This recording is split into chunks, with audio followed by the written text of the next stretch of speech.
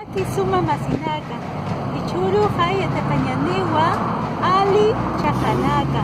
¿Cómo están, queridas amigas y amigos? El día de hoy vamos a aprender las partes de la planta. ¿Cómo se dicen las plantas en Aymara? En esta ocasión tenemos la planta de habas. Aguas, Ali.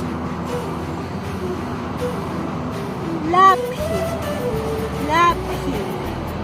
Hoja, pancara, pancara, flor,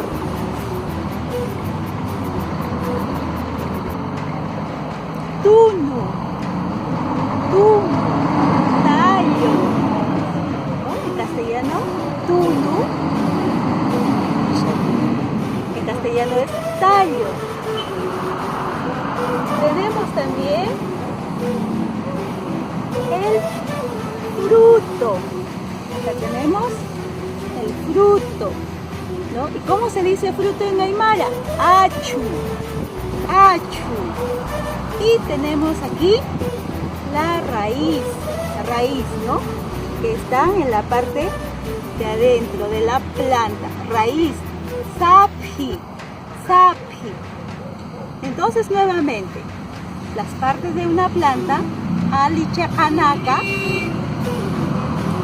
lapji,